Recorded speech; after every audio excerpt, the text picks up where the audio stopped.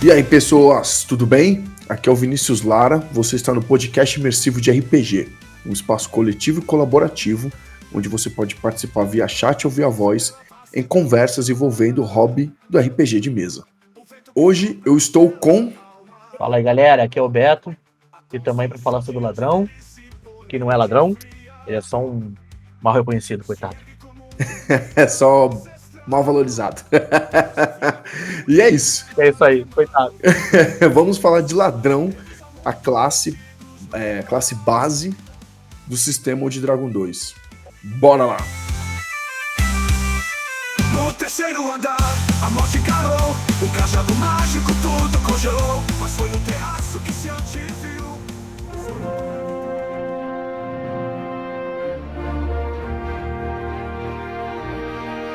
É o sistema do Taúda!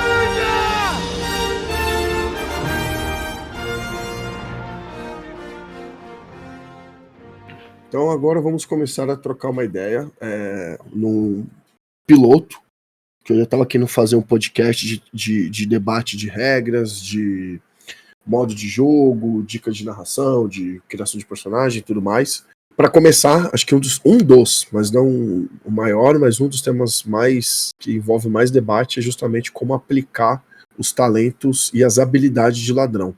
E aí eu tô aqui, sou o Vinícius Lara, tento ser escritor, tento ser criador, e tô na companhia do Beto, grande Beto. Se apresenta aí, Beto. Sou designer, diagramador, sou responsável por deixar as coisinhas bonitinhas, sem que a pessoa entenda por que tá bonitinho. Sou um dos co-criadores, por assim dizer, do Covil, junto com o Caio, que já tá aqui, de ouvinte.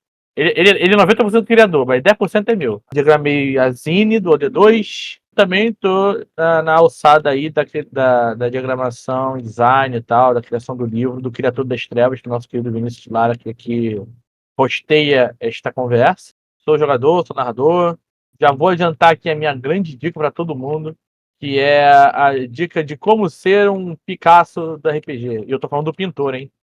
Que é, você tem que aprender o básico para depois destruir tudo. É assim que funciona. É isso aí, é essa a ideia aqui também. Eu tô aqui representando Narrativas Imersivas RPG, é um projeto que ainda está em gestação, é embrionário.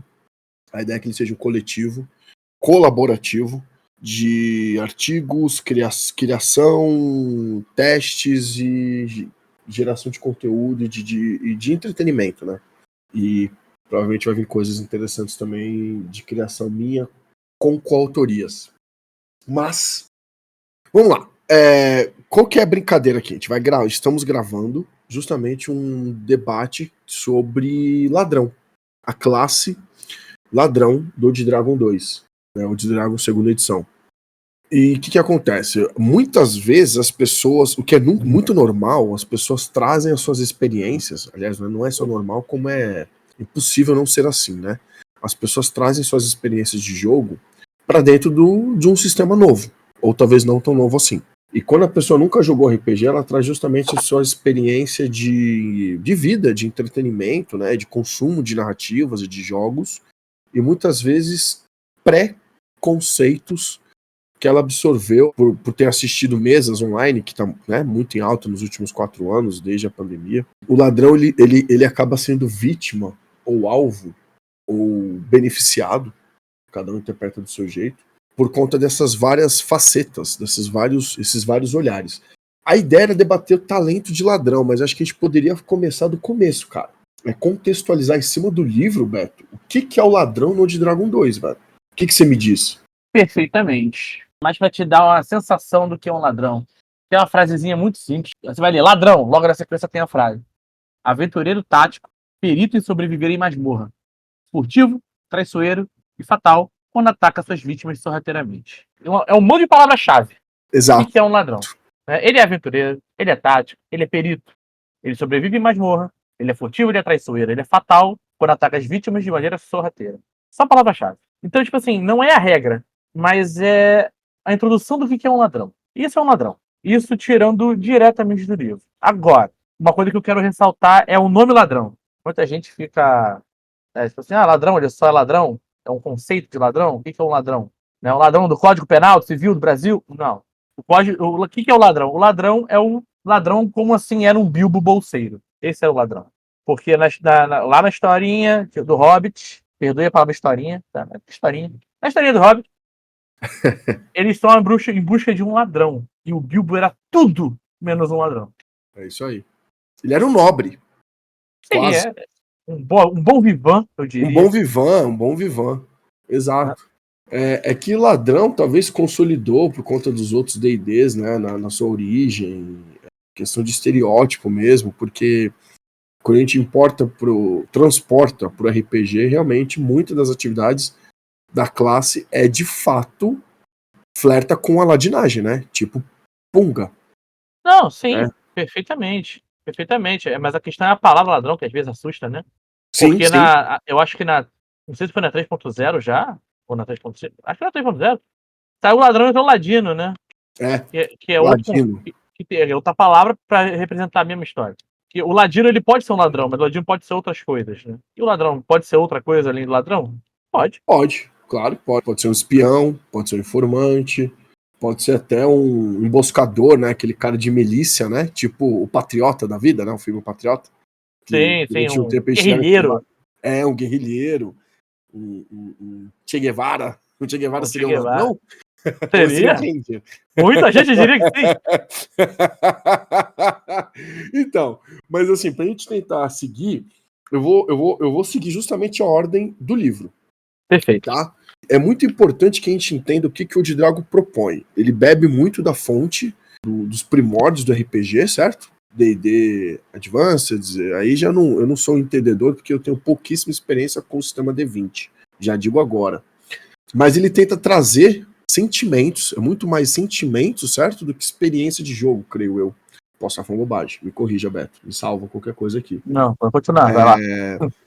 Então ele tenta resgatar muito mais sentimentos e para isso ele moderniza alguns conceitos de jogo, de game design. Então o ladrão ele acaba sendo um exemplo muito forte disso. Então, por exemplo, você tem os 4 pilares do Old Dragon 2, você tem 4 classes base, cada uma desempenhando uma função mecânica e, claro, narrativa. Sendo que a parte narrativa é muito subjetivo. Ela pode se expandir independente da mecânica, claro. Mas, a priori, você tem o guerreiro, que é a classe especializada, ou focada, melhor dizendo, para o combate, em várias modalidades, combate de alcance, combate corpo a corpo, resistência, né, de ser aquele cara que, como a gente fala, de tancar, né, de aguentar a pancadaria e tal. Você tem o clérigo, que é o suporte, então para ele ser o suporte, ele tem que estar em pé, então ele é a segunda classe com maior capacidade de aguentar as provações, né, os ferimentos. Então as magias dele não são tão poderosas, mas dão auxílio em cura, em se defender, em controlar o campo de batalha.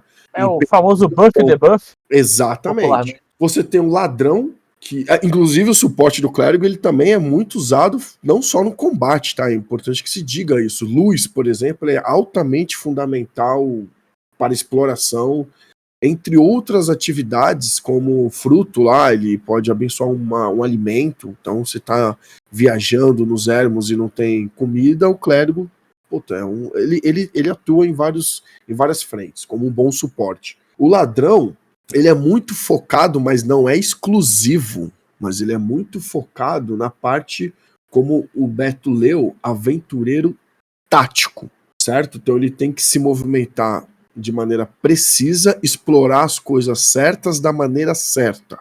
Ele é muito bom em sobrevivência. Então ele é capaz de entrar e sair nos lugares, em teoria, sem ser detectado, porque ele é furtivo. Traiçoeiro porque ele, né, pode obter objetos, informações e vidas sem ser tocado. Assim, ele faz a colheita de várias maneiras. Sim. Então, veja, ele não é um personagem que costuma, vamos dizer assim, que costuma brilhar no combate, normalmente, como a gente costuma ter esse pré-conceito, principalmente através de RPGs mais modernos. E ele não é um personagem, a princípio, que vai também brilhar muito com a parte arcana, né, ou com informações eruditas. O misticismo em geral, né? Isto. Ele é o cara que encontra caminhos das maneiras mais improvisadas e Alternativas. Você... alternativas é a palavra. É. E para começar explicando isso, cara, vou até responder a pergunta do Caio, que é justamente o ataque furtivo. Aliás, é o ataque furtivo, né? Mas a gente vai falar de furtividade. Certo. Então ele tem 3 habilidades, que é ataque furtivo, ouvir ruídos e talento de ladrão. Talento de ladrão é como se fosse uma habilidade que se expande em várias. O primeiro ataque furtivo. Você já quer ler aí e apresentar o ataque furtivo, Beto? Vamos lá, ataque furtivo, o ladrão que ataca após ter se aproximado do inimigo furtivamente é capaz de realizar um ataque muito fácil, causando um dano multiplicado por 2. Essa é a habilidade nível 1, e esse dano ele aumenta para vezes 3 no nível 6 e vezes 4 no nível 10. É essa a habilidade. Beleza. E aqui já tem vários pontos em aberto, né? Que o Old Dragon é bem isso, né, velho? Graças a Deus. Beleza. O que significa, olhando o livro, o que é um ataque próximo ao inimigo? Como é que eu uso? Quando que eu uso o ataque furtivo, cara? Ataque de alcance, vale? Então, aí é que entra, né? O que é estar próximo? Você pode falar, estar próximo é estar a ponto de encostar numa pessoa, por exemplo. É estar próximo. Mas você também pode considerar estar próximo a mais ou menos, assim, falar mais baixo, a pessoa ouvir, é próximo. Entende? Sim. Como eu falei, graças a Deus que o Old Dragon não deixa isso 100% explícito. Porque a graça, pra mim, do RPG é você ter a regra para você se basear nela. E você adapta ela de acordo com a melhor situação para você na sua mesa. Eu sou o maior defensor disso no grupo, eu encho o saco de todo mundo. Falando, não, gente, faz o que vocês quiserem. Tal. Aí sempre alguém fala assim, eu não quero saber como é que a gente faz, eu quero saber como é que foi feito. Entendeu? Mas vamos lá. Como não, se aproximando, o que eu entendo, ipsilitris aqui da situação, que tá escrito aqui, eu entendo um ataque furtivo, se aproximar, pra mim, é estar a alcance físico. Eu entendo isso. Mas O jogador um ataque furtivo à distância? pode. Pode. Você pode. Por mim, pode. Mas vamos ler assim, o que estritamente está escrito aqui, pra mim, é chegar, né, perto do cidadão. Vai chegar ali a ponto de encostar ele, uma arma corpo a corpo. Aí fala assim, mas eu tenho aqui, eu não posso estar furtivo e atacar na jugular do cara com meu arco flecha sem ele ver? Pode. Você justificou, é plausível, tá dentro do bom senso, manda bala. Ou flecha, cara. Então o guerreiro também pode fazer isso? O guerreiro tem habilidade de ataque furtivo? Não.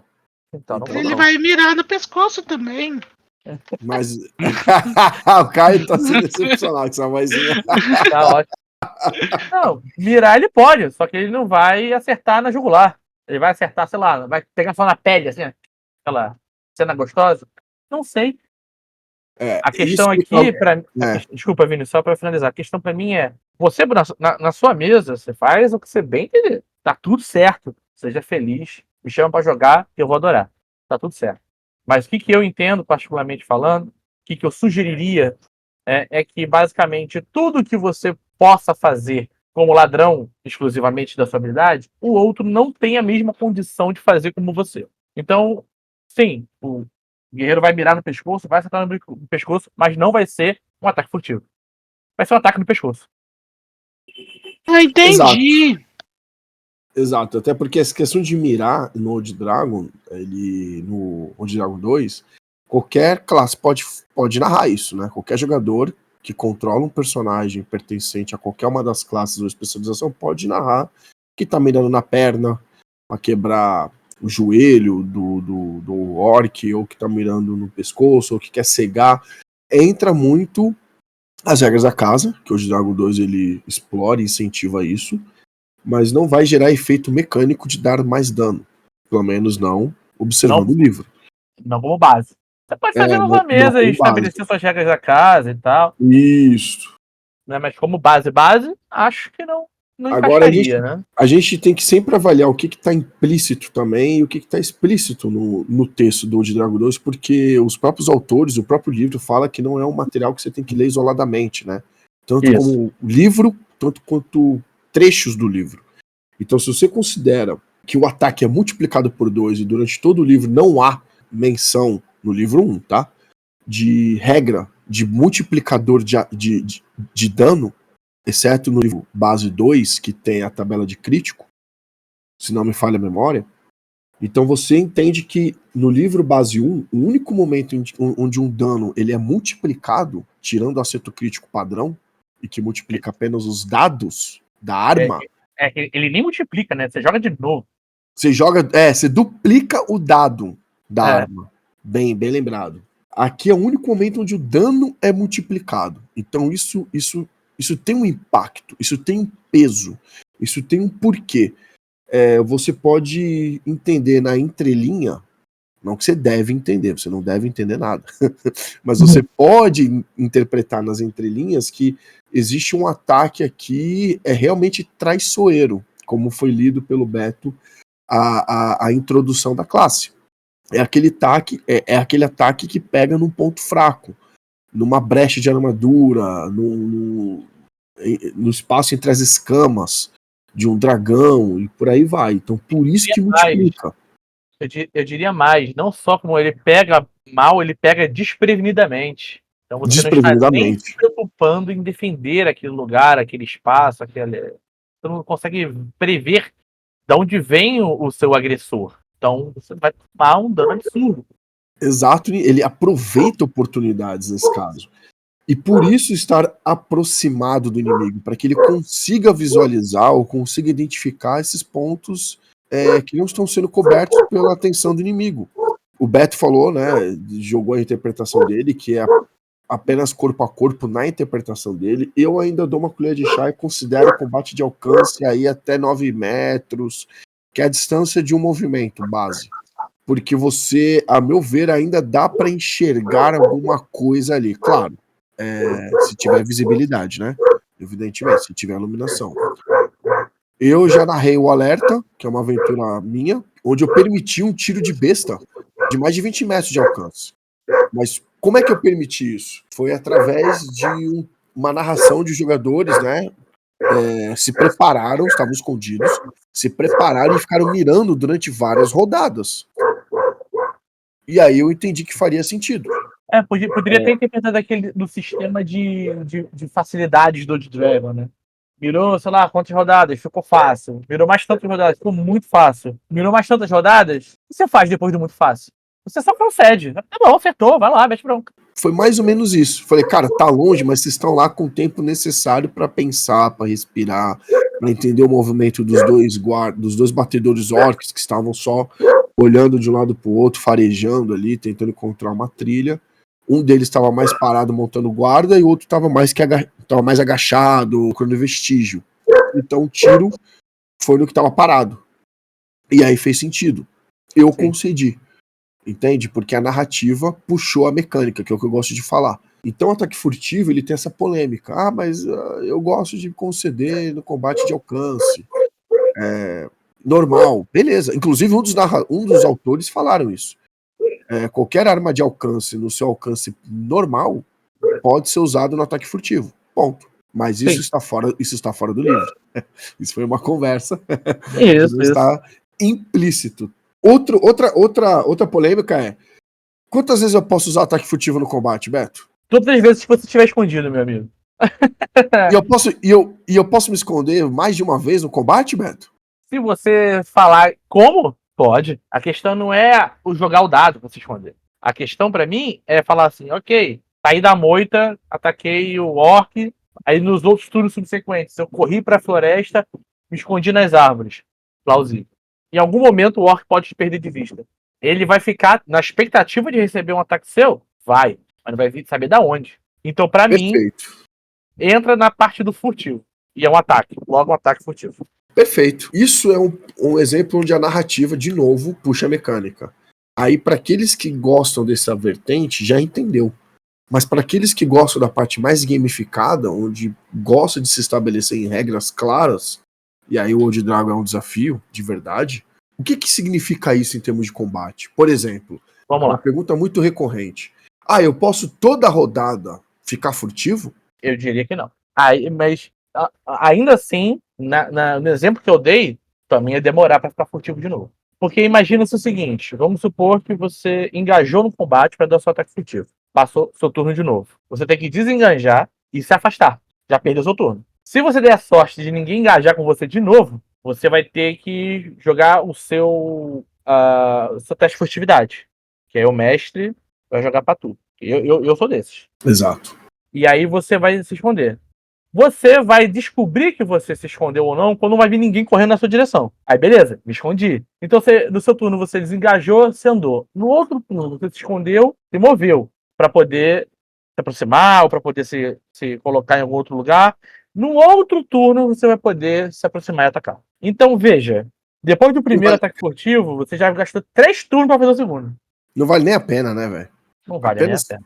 Apenas dá flechada, derruba uma pedra, taca fogo. Para explicar agora de maneira baseada no livro, eu vou fazer o link com a terceira habilidade do ladrão, que é os talentos dele, e vou explicar especificamente a furtividade. E aqui a gente tem que abrir 2 parênteses. O primeiro é falar sobre a furtividade, o segundo é falar sobre talento de ladrão para todos. O livro, para mim, ele é bastante claro, mas vamos dizer que ele tenta explicar que todo mundo pode tentar se esconder. Todo mundo pode tentar escalar uma superfície. Algumas coisas é meio que inerentes, né, às capacidades das pessoas. A diferença é que o ladrão vai fazer isso de uma maneira sublime, espetacular. Então, enquanto as outras classes podem se esconder e deste modo ficarem imóveis, qualquer ação ou intenção delas de fazer algo, enquanto escondidas, vão revelar o seu posicionamento automaticamente. Isso é o que o livro diz. Certo. Enquanto que o ladrão, ele entra em furtividade e depois ele pode se locomover em furtividade. Então eu vou ler rapidamente isso. Furtividade. Permite ao ladrão se esconder de maneira imóvel nas sombras, não podendo ser detectado por outros alvos sem o uso de magia. Aqui já vou abrir um outro parênteses, cara. Esse imóvel nas sombras não é literal, ao meu ver. Isso é uma maneira do livro explicar que não dá para ele ficar furtivo embaixo de holofote com todo mundo olhando para ele. Concordo. Algo precisa acontecer, algum subterfúgio que ele tem que fazer, ou que a cena tem que gerar para ele, ou o ambiente tem que gerar para ele, para que ele possa ficar furtivo. Perfeitamente, para mim é isso mesmo.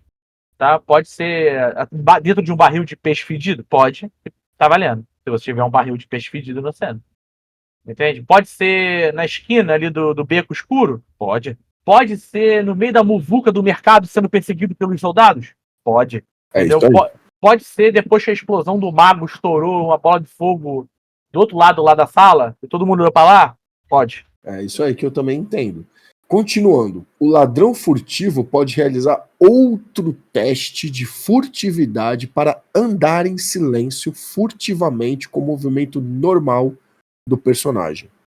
Isso aí é legal porque são 2 ações, né? 2 movimentos que tem que fazer, 2 jogadas de dado, né? Por assim dizer.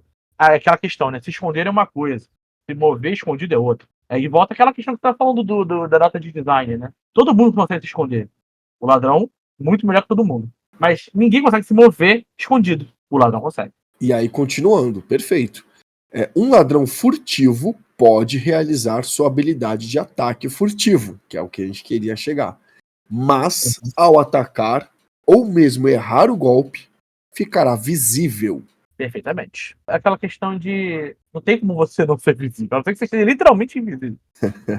Mas, tipo assim, não tem como você, sei lá, dar uma espadada em alguém, a pessoa olhar pra você e você falar, não tô aqui, hein? Eu errei o golpe, ele nem sabe, né? Tipo, não, eu errei o golpe. Eu nem encostei nele.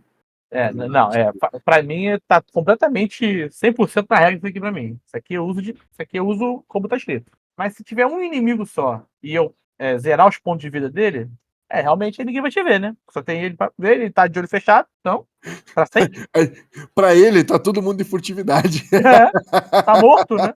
Isso aqui é interessante que, assim, quando se usa furtividade e, por consequência, ataque furtivo no combate, há de se entender que, primeiro, furtividade, alguns talentos, né, do ladrão, quando usado em combate, consta como uma manobra. Uma manobra é uma ação de movimento. Primeiro ele vai ter que gastar uma ação de movimento para entrar em furtividade. Isso se as condições do meio e da cena permitirem. Como eu falei, ele na frente de todo mundo olhando para ele, cara, o bom senso impera.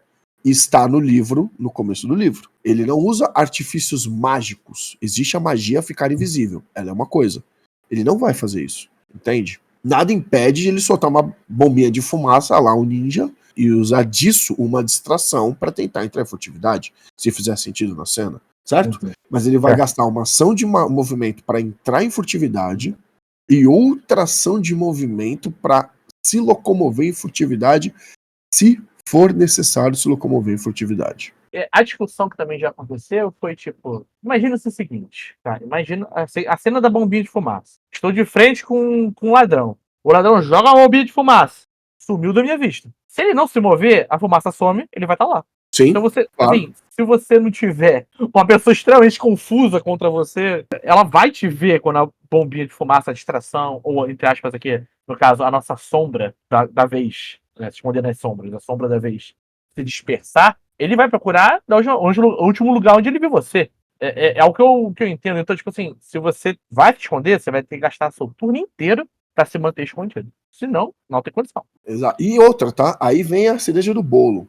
No talento furtividade, mestre testa. O teste de furtividade, tanto para se esconder quanto para se locomover, deve ser realizado em segredo pelo mestre. A incerteza sobre estar ou não sendo visto ou ouvido faz parte da diversão de jogar com um ladrão. Acho que muitos vão contestar essa parte da diversão, mas eu concordo total, velho. Eu gosto, então, assim, eu gosto. Você já explanou que não é fácil o cara ficar, abre aspas, invisível, né? Usar furtividade à torta direito no combate. Sim. Na sua leitura, que eu concordo, o jogador ou a jogadora vai ter que gastar aí pelo menos umas 2 ou 3 rodadas. Talvez uma com muitíssima sorte, mas acho um pouco improvável. Tipo, ela errou o ataque, não tem nem como na mesma rodada. Não, ela tem que desengajar, ela tem que desengajar. Tem que desengajar. Tem uma pergunta. Mas Se o meu personagem não apareceu? Se eu tô lá numa neblina lá atrás, eu atirei uma adaga, ninguém me viu, eu errei, mas ninguém me viu e eu continuo oculto. Posso continuar furtivo? Olha, eu diria que se você errou por muito, tu foi um zarolho mesmo, tipo, acertou uns 5 metros de distância, acho que o cara nem percebeu que ele foi atacado. Isso que eu ia falar. Vai depender de como o erro foi colocado na narrativa. Você atirou pra um lado nada a ver, velho, que assim, ninguém nem sequer viu o projétil passando, aí beleza, continua furtivo. Agora, você deu um tiro que passou próximo da onde tá acontecendo o vulco-vulco, a galera vai saber, vai pelo menos intuir ou notar da onde veio o projétil. Isso eu tô falando aqui, né, de bate-pronto. Sim, mas a questão é assim, por exemplo, você pode, foi próximo, você pode fazer o modo Metal Gear, né? O que é isso? Alerta, procure. Aí começa a procurar. Onde veio, pra que foi. O barulhinho. Como é que é? Aí, porra, isso.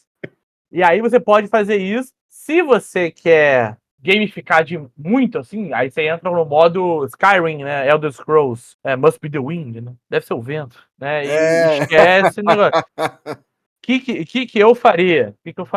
Você precisa de um teste de furtividade para ficar escondido e um para se mover escondido. Feito isso, você avistou o inimigo na neblina, consegue discernir a sua silhueta, fez o ataque. Você errou por pouco, ele percebeu o ataque. Eu desconsideraria o seu novo teste para se esconder, mas eu consideraria o seu teste para se deslocar escondido novamente. Top. Entende? Então, tipo assim, ele vai olhar em volta. Você que não é bobo nem nada, vai se deslocar escondido para outro lugar para ele não olhar na direção que você tava. Aí eu pediria um teste. Abre um parênteses, se a gente tiver ação ainda na mesma rodada, né? Vamos supor que... Supondo que você atacou primeiro e ainda você poderia se locomover em seguida. Não, supondo que você atacou primeiro, é a ação do cara. Ele não tá te vendo por padrão, porque eu deixei você escondido ainda, que na narrativa aqui eu achei legal. Faz sentido, você tá na neblina, tererel, ele não te viu. Mas é a vez dele agora, ele vai te procurar. Já sabemos que a furtividade do ladrão não pode ser... Nada pode ser encontrado não ser pela magia. Já lemos aqui. Sim. Então, ele vai te procurar em vão. Não vai te achar. Beleza. Outra ação dele vai ser, olhar de onde veio o tiro. Aí é outra parada. Ele vai começar a ir na sua direção. Onde você tava, né? Vamos supor assim. De onde veio o projétil. Até então ele não te encontrou, porque eu já considerei que você continua escondido. Aí você tem a sua opção. Manter o seu lugar para quando ele chegar você dar aquela dagada gostosa. Ou você se move, já escondido, mas se move com um novo teste e desenrola a partir daí. E aí reza pra dar certo, porque você não sabe se deu certo. Tem uma Exato. pergunta legal do Bruno, que é o seguinte, cara. A minha maior dificuldade é saber quando pedir o teste e quando não pedir. Então vamos parar aqui primeiro nessa frase. Beleza. Primeiramente, eu vou- valeu, Bruno, aí, pela pergunta. Sim. Beto, tu que já tá explicitando isso, cara, manda bala. Cara, quando pedir ou não pedir o teste, não peça. É você que rola. Você tá na dúvida? Que foda isso. Você tá na dúvida? Devo rolar ou não? Vamos lá. Por padrão, o meu é o seguinte: o erro vai causar uma consequência na narrativa, então você tem que dar chance pro erro. E se o erro do cara não resultar em nada, nenhum problema pra ele, só segue o baile, entende? Então, tipo, o ladrão entrou no castelo à noite, conseguiu entrar, fez todos os testes, subiu lá, entrou lá no último andar da torre do castelo do rei. Você fala pra ele, ó, não tem ninguém aqui nessa sala que você entrou. Pra que você vai rolar um teste? Pra nada. Ou então, vou sair dessa sala aqui. Tá, corredor aqui. Você consegue ver na esquerda ali uns guardas montando apostos em uma porta. E à direita você vê só um corredor. Vou pro corredor. Tá bom, tô no teste. Os caras não estão procurando nada. Você não vai passar na frente dos guardas. No teste. Isso, a brincadeira aqui, Bruno, é você conciliar dentro do seu estilo, do seu gosto e do gosto do grupo, porque é uma atividade coletiva, o que pesa mais pra vocês e o que pesa mais pra vocês naquela situação. Então, o que pesa mais, a narrativa ou o jogo? O que pesa mais, o jogo ou a narrativa? Porque, por exemplo, cara, eu só tenho tempo pra jogar uma vez por mês e quando a gente joga é 2 horinhas só. Minha vida. Cara, vale a pena você parar pra ficar pedindo teste numa situação dessa? Eu acho que não. Ao mesmo tempo, pra mim, pelo menos, a graça do jogo RPG, do elemento jogo no RPG, é o fracasso. Porque o fracasso é o que gera o clímax, é o que tensiona os jogadores. É o que gera o desafio. Não é só você colocar um monte de bichinho. É você colocar um monte de bichinho e eles errarem todos os golpes na primeira rodada. Puta, já fudeu tudo. Agora a situação ficou calamitosa. E aí passa a segunda rodada, metade errou o golpe ainda. Então, quer dizer, os bichinhos que era fácil de matar já não ficam tão fáceis. Então, você tem que dosar isso. Cabe muito ao narrador, mas não somente a ele. Porque quando você vai pedir um teste de furtividade, primeiro, é o personagem do jogador. Ele tem o direito de evocar essa habilidade. Mestre, eu quero usar furtividade nessa situação. O mestre, pelo seu papel, vai perguntar pro jogador, beleza, como você vai usar a sua furtividade? Bom argumento. Porque é o jogo narrativo também, é de interpretação. Então não é você que... muita gente fala... Aí o cara responde, jogando o dado. Isso que eu ia falar agora. Muita gente, quando defende old school, ele resume o sentimento em não é um jogo de apertar botão. O que é um jogo de apertar botão? Isso que o Beto acabou de falar. É quando o jogador responde a questão do mestre, do narrador, falando, usa na habilidade. Mas não é isso que o mestre quer saber. Que ele quer usar a habilidade já tá posto. O jogador já falou sobre isso. Ele quer saber em que situação, de que maneira aquela habilidade é colocada na história. Você está querendo usar furtividade em cima do palco, com todas as luzes na sua cara, sendo que você é o vocalista do ia falar banda, né? Mas a gente tá num É uma banda de bardos. Você é o vocalista da banda. Cara, irmão, para, né, velho? Pelo amor de Deus. Entendeu? Agora, pera, você quer usar furtividade e você é o cara que fica abrindo e fechando a cortina do teatro lá naquelas plataformas suspensas. Opa! Na coxia. Na coxia, perdão, olha como eu sou leigo. Então você já tá nos bastidores. Aí, às vezes, o mestre pode falar, irmão, não precisa nem fazer teste de furtividade. Porque você vai considerar o teu tempo de jogo, os riscos, como o Beto falou. Vai ter tanto risco assim a ponto de que eu preciso pedir um teste? Para você pode querer acelerar a cena. Ou, peraí, eu vou querer um teste, porque esse show tá muito vigiado. Por exemplo, o exemplo que o Beto falou de ele invadir uma torre do castelo. Não vai precisar pedir teste, mas vai que ele entra na sala onde ali é uma sala onde o dono do castelo coleciona itens de cristal. qualquer esbarrão pode fazer um barulho de vidro, de metal, de estilhaço, que de repente pode chamar a atenção de alguém. Aí vale o teste. Então depende, aí que eu repito, a cena e a narrativa puxa a mecânica. Entendeu, Bruno? Não sei se ficou claro, tá?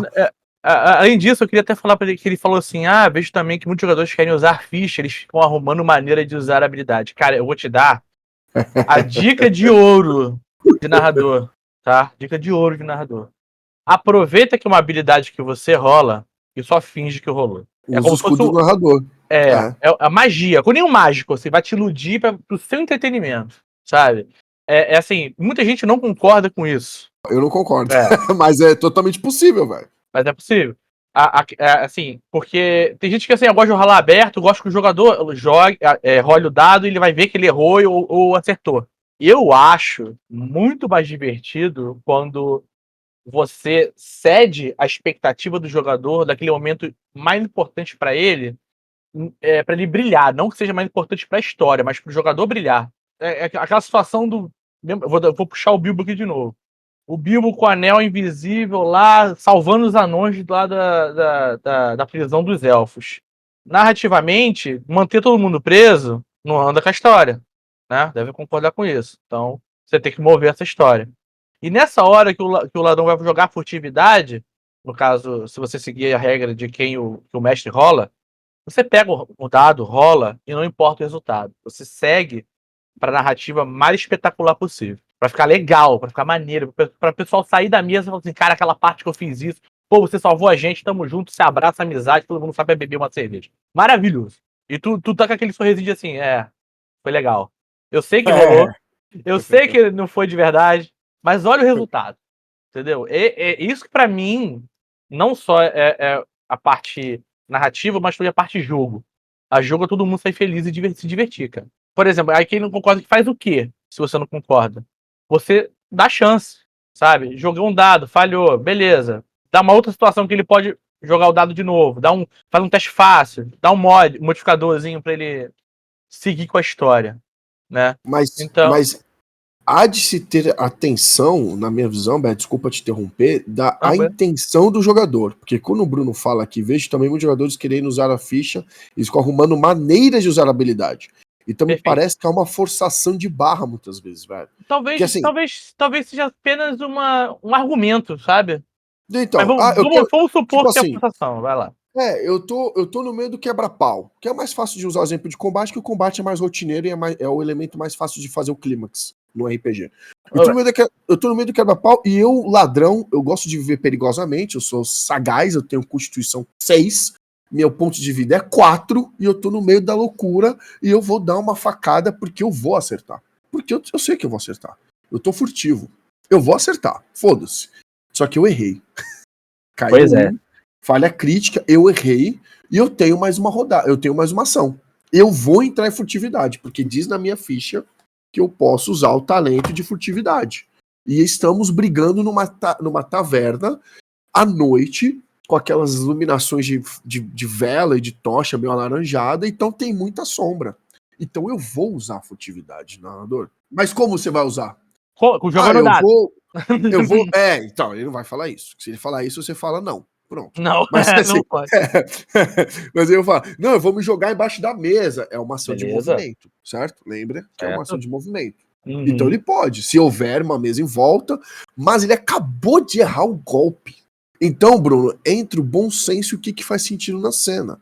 Se tiver uma loucura, o ladrão acabou de errar o golpe, mas o alvo tinha acabado de tomar uma cadeirada na cabeça, tomou uma rasteira e uma cotovelada no nariz. E ainda tem outros 3 inimigos pra ele ficar atento, né? Então talvez faça sentido o jogador combeiro. Faça sentido ele tensionar isso. Mas, mano, é 1 contra 1, 1x1, duelo. É 2 pugilistas ali. Ele deu um soco, deu um gancho de Mortal Kombat e errou. Ele vai entrar em furtividade como? Se é 1 contra 1, velho. A atenção do inimigo tá totalmente focada no ladrão, entende? Que são 2 cenas completamente opostas, com propósitos diferentes, e que tensionam o jogador de maneira diferente. Inclusive, então, primeiro... eu pensei agora, eu pensei naquele aquele duelo do Gladiador lá contra o Máximos contra o luta final. E é um duelo. E sabe uma parada que eu acho que pode até ser válida se o jogador pensar nisso e falar assim, pô, mestre, eu tô aqui no duelo, uma arena, um monte de gente olhando, tô duelando com o cara aqui, minha ação, eu quero jogar areia na cara dele e na sequência fazer um teste de furtividade. Eu acho válido. Eu acho válido. Aí é o testar o jogador e não o personagem. E não a ficha, né? Aí é válido. Entendeu? Exatamente, eu acho que. Mas é aquilo, né? Como você vai fazer isso, né? O cara justificar, usar o bom senso. Eu sei que tem terra aqui, eu sei que tem areia. A brincadeira, exato, cara. A brincadeira aqui, Bruno, só pra gente sintetizar, é muito simples, cara. Em vez de você fazer com que o livro mostre todos os caminhos pro jogador e o jogador aperte o botão, no sentido de eu quero ativar a habilidade e é isso, e narrador resolva essa situação que eu ativei a habilidade, você resolve. Você vai jogar aquela carta do Uno, assim, ó, invertida, assim, ó. Pá. Old School e Old Dragon 2 não é isso. É uma troca. O mestre, eu quero usar furtividade. Aí vem o mestre. Beleza, João. O que você quer fazer para usar furtividade? Aí vai o João. Eu quero fazer assim, assim, assado. Aí vai o mestre. Então, mas lembra que eu narrei que a cena tá assim, assim, assado? Tem muita luz, tá. É verdade. Pô, então peraí, eu posso me esconder aqui? Aí é uma troca.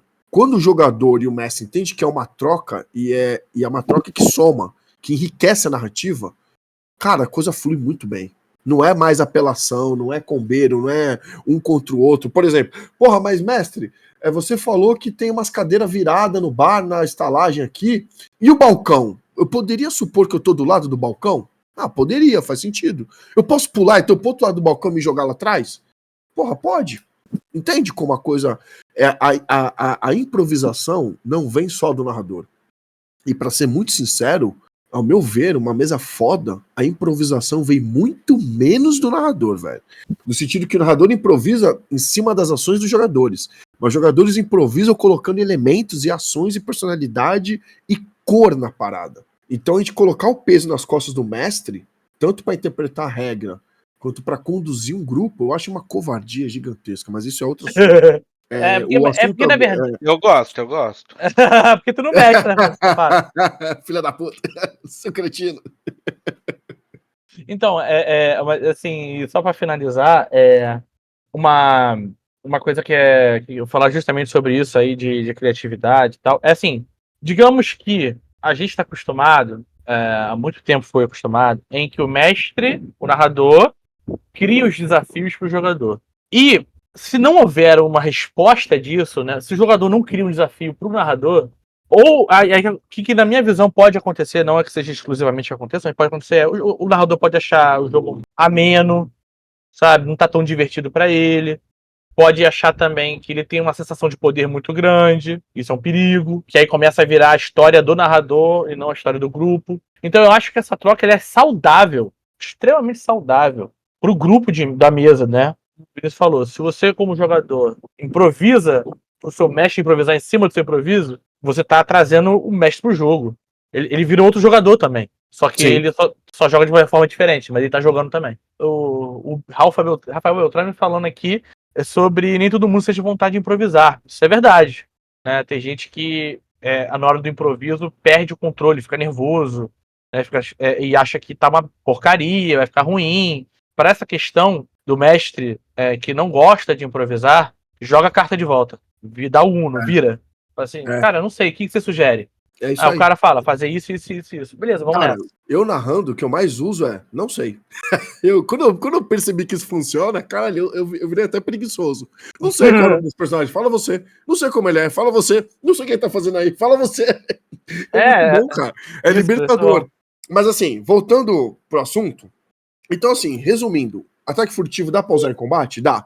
Dá pra usar mais de uma vez no mesmo combate? Dá. Então como é que faz isso? Defina com o seu grupo. Se o seu grupo achar divertido que lá D&D quinta edição, faça lá D&D quinta edição. Não é taxativo isso no livro. Não tá falando no livro, você pode usar X vezes durante o combate, ou pra usar no combate tem que ser assim, assim, assado. Não. É interpretativo. Então o grupo vai interpretar de um jeito e outro de outro jeito. E tá tudo bem. eu quero até falar aqui que o Rafa tá falando sobre a técnica do Railroad, né? É que, assim, eu acho que vale você preparar suas coisas, sabe? Eu também não é ficar preparando opção A, opção B, opção C e o que os jogadores vão pensar, que não tem como. Lógico, você vai ali, prepara a situação, já tem lá um roteiro pré-definido. A questão da improvisação saudável, a improvisação saudável é aquela quando o jogador vem com o improviso dele, você tem que improvisar em cima do improviso dele, para depois encaixar de volta nos trilhos. E eu acho bacana. Aí, de novo, é outro assunto. Aí a gente já vai falar de improvisação, que aí tem a regra do teatro, né? Você improvisar, você faz o sim e, ou sim mais. Isso. Você aceita a informação e incrementa mais alguma coisa. Então, mas aí é outra pegada. E isso é importante pra galera, mas é outra pegada. Vamos, senão a gente vai se perder. Isso. Fechamos o ataque furtivo? Depois Fechamos junto com furtividade, né? Junto com furtividade, já fez um combinho. Que Olha o combeiro safado. O ladrão consegue ouvir ruídos como uma conversa do outro lado de uma porta, ou sons de monstros se aproximando. Para isso, ele deve estar em um ambiente silencioso, como em uma masmorra e fora de um combate. Aí tem as regrinhas das chances que ele tem para fazer isso. Uma habilidade muito pouco utilizada, viu? Vou confessar a você pelos ladrões que eu tenho visto aí nas mesas, viu? Fico até triste, porque ela é roubada, tá bom? Muito. Informação é importante. Informação é muito importante. Porque com informação você prepara tudo e qualquer coisa. Tocando aqui rapidamente no assunto do mago, preparar magia e não sei o que vai acontecer no futuro. Se você não sabe o que vai acontecer no futuro, você não se preparou. Mesma coisa com o ladrão. Se você é um ladrão que tá andando na masmorra, é você lembrar de falar, olha só, eu quero aqui nessa esquina, nessa bifurcação, eu quero parar para ouvir. Aqui nessa porta, quero ouvir. Aqui, ouvir. Assim, fica meio mecânico, assim, de sentido de apertar o botão de ouvir toda hora, né? Pra você tentar escutar as coisas. Até fica. Mas eu acho que essa é uma das habilidades do ladrão que seja a mais mecânica que tem. Porque ela é simples e direta. Tá? Ela é bem direta no que ela se propõe. Tá? Eu quero ouvir algum barulho. Atrás da porta, no corredor, no fundo da sala, e etc. O que eu acho legal dela é o jogador ou o mestre vir com uma aplicação diferente.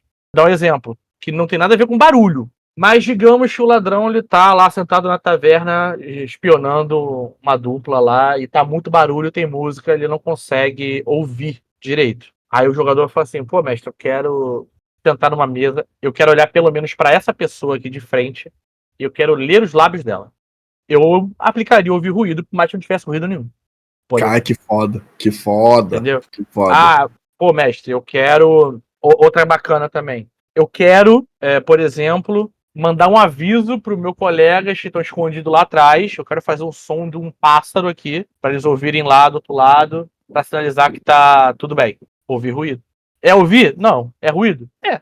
Mas ouvir não é, você tá fazendo barulho. Essas aplicações um pouco não ortodoxas da habilidade ipsis literis que eu gosto de aplicar nas coisas. Entendeu? Cara, uma coisa que dá pra... E assim, além de tudo, isso eu não tinha pensado, essas coisas que você falou de leitura labial, eu achei muito foda.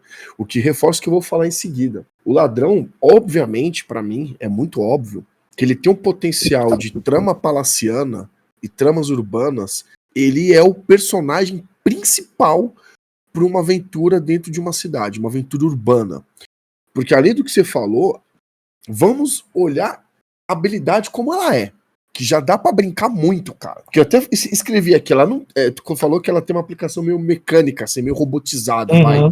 Eu ainda tensiono isso. Por quê?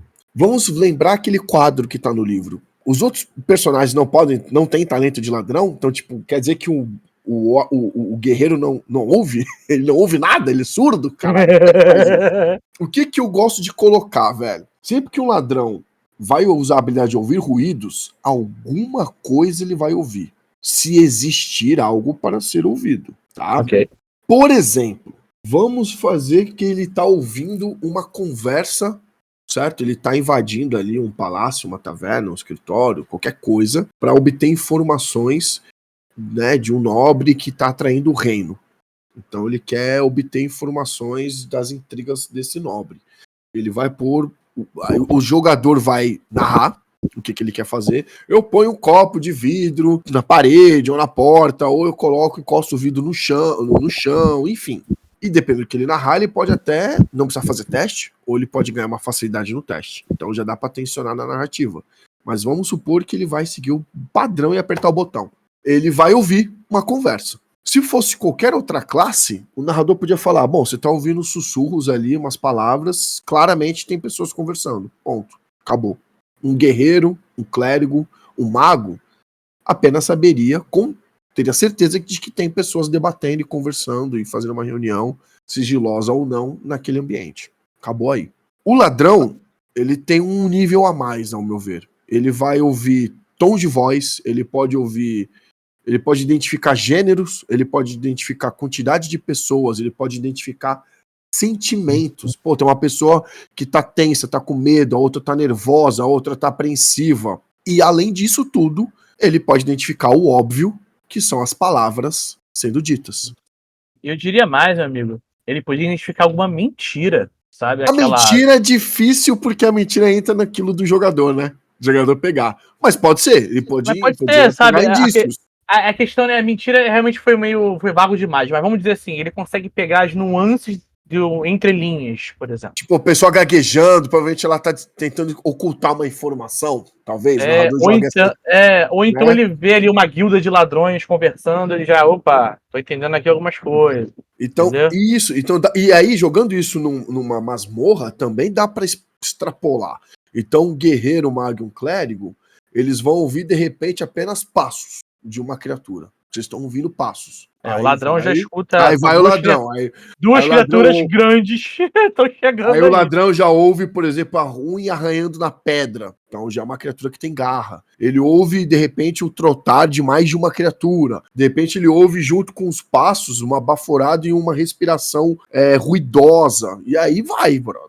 Cara, ele consegue extrapolar muito, mas é muito fácil, velho. Então, ouvir ruídos, além de ser simples de aplicar, raramente tem dúvidas, dá pra brincar com a narrativa e gerar uma tensão fácil, velho. Mas fácil, é lindo isso aqui. É legal. Porque, assim, uma aula de tensão é o filme Alien, né? Que você não vê o bicho até o final. Tu não vê.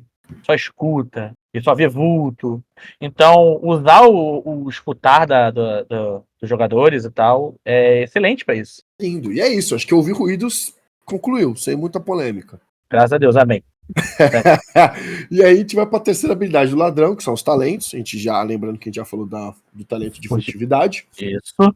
Primeiro desses talentos aqui, que também é polêmico pra caceta, é a armadilha. Por favor, Beto, comece a brincadeira. Não sei porque é polêmico, mas vamos lá. Armadilha detecta e desarma silenciosamente armadilhas em lugares ou objetos. É necessário um teste de encontrar e depois outro para remover.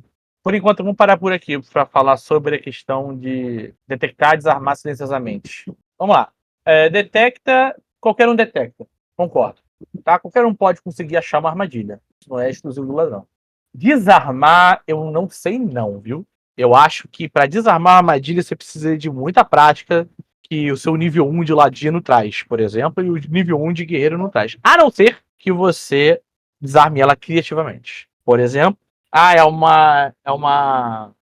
vai descer um machado no lugar que eu pisar aqui arrebentar esse fio aqui. Ok, dá uns 4 passos para trás, joga uma adaga no fio, desce o machado, aconteceu, desarmou, tudo certo. Ela permite os jogadores e o narrador, o grupo, né, utilizar ela como se fosse apertar botãozinho, e acho que nesse caso, eu vou explicar o porquê. Eu não vejo um problema muito grave se o tempo de sessão for muito limitado. E as armadilhas não forem o ponto alto da sessão. Elas servirem apenas para gerar empecilho e drenar recurso. E quando eu digo drenar recurso, pode ser até mesmo fazer tombar um personagem, um jogador. Isso é drenar recurso do grupo. Faz parte. Isso, de repente, o narrador ali, o grupo, já tá na expectativa de enfrentar o boss, né? Como um clichê. E falta passar por 2 salas, sei lá. E é cheio de armadilha. Só que o objetivo daquelas armadilhas é justamente minar recurso. Eu não acho, eu, Vinícius, pessoalmente, não é o meu modus operandi. Mas não é nenhum problema. E tá tudo bem. Então, nesse caso, se o grupo quiser acelerar, o talento vira um apertar botão, certo? Não é a linha de pensamento do Odidrago. O próprio livro, no começo do livro, explica claramente o que é testar o jogador. E ele usa esse exemplo. Em vez de o jogador falar que vai procurar uma armadilha e jogar o teste, ele vai ter que explicar como ele está procurando a armadilha. Onde o talento ele é bem colocado é justamente nisso. Mestre, tô andando aqui no corredor. Eu vou procurar armadilha, porque de repente pode ser que tenha um alçapão falso, uma linha que eu vou pisar aqui, vai vir uma estaca na minha cabeça, enfim. Em vez de só jogar o dado, aí vem a troca que a gente falou mais cedo. O mestre vai perguntar pro Joãozinho: João, beleza, como é que você vai procurar armadilha? Cara, eu vou usar a minha vara de exploração pra tatear lá na frente, 2 metros na minha frente. Não, eu vou acender uma tocha, uma lamparina, e vou colocar a luz muito próxima ao chão. Eu vou andando agachado para ver se tá passando uma linha ou para ver se eu vejo uma diferença no piso. Perfeito. Que me mostre que tá tendo ali uma placa solta de pressão, saca? Ah, não, eu vou andando rente à parede, que eu quero ver se tem fissuras onde poderia passar uma flecha. Ele vai explicar. Uma que eu gosto muito é olhar pro teto. Ninguém fala pra olhar pro teto, né? Inclusive, dica de quando vocês forem alugar e comprar apartamento, olha pro teto. Tá fudido é porque a casa tá uma merda. O teto entrega tudo, cara. Porque assim, agora falando em questão do jogo, né? Olhar pro teto, cara, é um bom indício que você, como ladrão, tá interessado em narrativamente procurar alguma coisa. Assim, pô, mestre, eu vou olhar pro chão, ver se rente ao chão, a tocha e tal, mas eu quero levantar a tocha e olhar pro teto pra ver se eu encontro aberturas, buracos ou marcas de armadilha ativada antigamente. Pelo menos, cara, olhar pro teto, pelo menos a gente fala assim, ok, o jogador tá se esforçando. Pelo menos isso. Porque ninguém olha pro teto. Mas aí vem a pergunta, mas se o jogador precisa narrar como ele tá procurando, ele precisa fazer o teste? Eu acredito que sim, porque você, da mesma maneira que qualquer classe pode simplesmente narrar, o meu guerreiro tá procurando na parede. Aí vai do narrador saber também conduzir a cena. O guerreiro tá procurando rente, a parede, em vez de, se tem buracos, vamos supor que tem algumas fissuras onde passaria uma flecha, certo?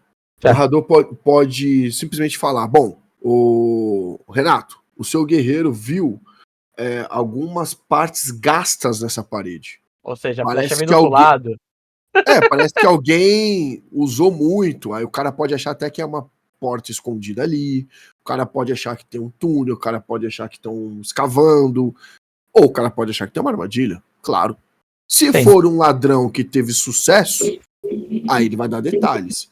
Ô, João, o teu ladrão, ele vai ver ali uma parte gasta, mas na verdade o que você está identificando são pequenas fissuras verticais que passam muito despercebido. Como você está sabendo o que procurar e tal, então isso provavelmente é algum mecanismo que pode ser mas será que está ativado? Vai ativar? Não sei, mas você identificou o mecanismo. Se vai ativar, se está ativado, e se você está olhando aquela parede, essa parede é capaz de te passar essa informação, entendeu? Perfeito. Você vai olhar outra parede, né? Aí pode ser que tenha outra informação, certo? Certo, por mim tá ótimo. Agora é outra questão, a questão da falha. Aqui tá dizendo o seguinte, na falha, só pode ser tentado uma vez por armadilha o teste. E em caso de falha, o ladrão precisa passar em um novo nível para testar mais uma vez contra a mesma armadilha. Não só isso, tá? Porque isso aqui é o que tá escrito aqui na armadilha. Falhou em abrir essa porta. Tem uma armadilha. Desarmar essa armadilha da porta. Você tem que passar de nível para tentar nessa porta de novo, tá? Mas não é isso que eu quero dizer com a falha. Eu quero dizer a consequência da falha. Eu diria que para o ladrão falhar em desarmar, por exemplo, seria quase ativar a armadilha. Pra mim é ativar. Pra mim seria quase. Sabe por quê? Os outros também podem tentar encontrar, certo? Na Sim. falha do não encontro do guerreiro, por exemplo, Renato, se ele falhar em encontrar, ele ativa, certo? Depende. Eu interpreto dessa forma. Mas depende como que a armadilha se ativa. Ele pode falhar em encontrar perfeitamente. uma armadilha na parede, mas ela não ativa na parede. Ela ativa no chão, ela ativa no teto. Ela Tudo ativa, bem. Entendeu? Vamos supor que seja um fio que atravessa o corredor. Se ele não detectar, ele vai continuar avançando, ele vai ativar. Ah, sim. Acabou. Tá? É isso aí. Mas vamos botar nessa hipótese. Ele ativa, não encontrou. Se o ladrão não encontrar e falhar no encontro, ele também ativa. Isso. Aí vem na sequência. Ambos encontraram. O guerreiro, pra mim, o guerreiro não consegue, o mago, o clérigo, não consegue desarmar essa armadilha. Pra mim, ele não consegue desarmar de forma como um ladrão conseguiria, mexendo as gazuas e os objetos, etc., lá pra desarmar ela e deixar ela inativa. Mas eles poderiam fazer de outra forma. Agora, se eles não conseguirem desarmar, por algum motivo, tentarem desarmar e não conseguirem, vou dar um exemplo. O guerreiro foi e deu uma espadada no fio. Sabe? Pô, a espadada tá muito perto. Tu deu mole aí, cara. Tu vai tomar essa armadilha na cabeça. Mas eu quero, de longe, eu quero jogar uma adaga. Aí, beleza. Tá valendo. Agora, o ladino, pra mim, se ele falhar na armadilha, dependendo da armadilha que for, no desarme dela, ela ativa. Eu vou dar um exemplo. Se ele tá mexendo num mecanismo complexo, que seja com roldanas, engrenagens e não sei o quê, se ele fizer uma cagada ali, eu interpreto que a armadilha pode se armar ali. Pode ativar naquele momento. Agora, se ele tá tentando, por exemplo, desarmar aquele fio ali, pra você poder passar sem se preocupar, e ele falhar, aí tudo bem. Porque ele pode falar, bom, gente, não consegui tirar, só passa por cima aqui e não pisa, tá? Tamo junto. Então, tudo certo, entendeu? Sim. E aí Exato. Isso. fica a discussão assim, a falha do ladrão ativa ou não ativa a armadilha? A resposta de sempre é depende. Outra coisa que a gente tem que interpretar além daquilo que está escrito no parágrafo, né, que é o leu todo, é o seguinte: qualquer classe, qualquer personagem pode encontrar uma armadilha. O ladrão vai ter uma facilidade muito maior porque ele tem um talento. E, de acordo com a narração do jogador, a depender do narrador ali, ele pode ter até uma vantagem no teste. O narrador pode considerar que a habilidade dele aumentou em um nível para encontrar aquela armadilha porque ele interpretou com sorte ou com habilidade. Ele narrou que tá procurando exatamente onde a caceta da armadilha tá. Beleza. Não encontraram, é aquilo que você falou, Beto. Muito provavelmente eles vão ativar e vão sofrer as consequências. Encontraram, as outras classes, os personagens são só capazes de falar, beleza, encontrei. É isso. Tem uma linha, o jogador vai supor que passando por cima da linha, não esbarrando nela, ele evita a armadilha e tá tudo bem. Só que a sutileza do ladrão é tamanha que, ao encontrar armadilha, pressupõe que ele entenda como ela é ativada. Caso contrário, ele não poderia ser capaz de fazer um teste de desarmar, sacou? Eu entendo que ele tem uma ideia geral de como a armadilha funciona, né? Pelas características da armadilha. Exato. Então, por exemplo, nessa linha rente ao piso, que é um dos clichês que você usou como exemplo que eu tô mantendo aqui, as outras classes, os outros personagens vão falar, bom, encontramos uma linha, só ou a gente pula por cima, ou a gente ativa ela de uma maneira segura. A gente toma uma distância, pega uma lança, um pedaço de pau, dá uma flechada naquela linha, joga uma pedra e pronto. A gente vê o que acontece. Mestre, você pede um teste pra ele desarmar? De forma segura? Então. Depende. Quem? O ladrão? Guerreiro. Não, o guerreiro não é. Ele não tá desarmando, ele está ativando a armadilha. É diferente. Ele pode se dar mal. Se for uma flecha que vem lá da frente. Não é um jogador. Não é um teste. Mas aqui não cabe teste. Aqui é o seguinte: temos uma situação. Jogador, se vira, nego. Você quer evitar? Você pula por cima da linha. Você quer ativar? Como é que você ativa? Aí é contigo, irmão. Se vira. Né? Botando essa provocação sua, Caio, a flecha talvez não venha da lateral, vem lá do fundo do corredor, vem reta, corredor inteiro, assim, pegando todo mundo no caminho. Pode ser um tiro de balestra, meu amigo. Pode ser a pedra do Indiana Jones. Que rola. Muito bom. A situação o cara não sabe. Ele vai ter que assumir esse risco. Exato, quem sabe é o ladrão. É o ladrão que ele vai olhar, porque o ladrão ele vai entender como que ativa. Pelo menos, se ele não vai entender 100%, cara, ele vai intuir quase 100%, porque é sacanagem do narrador também, né, velho? Então, você viu essa linha, só que você viu essa linha aí no teto, você viu que tem um fosso invertido. Então, provavelmente, quem romper essa linha vai cair alguma coisa daquele fosso invertido. Às vezes não é uma pedra, às vezes é um gás venenoso. Às vezes é um ácido. Mas é um ácido, um jogo de ácido. Uma sutileza maior que o narrador pode ter é o seguinte: ele coloca a linha, que às vezes é só um embuste. Que pode ser, é uma linha falsa, que não quer dizer nada.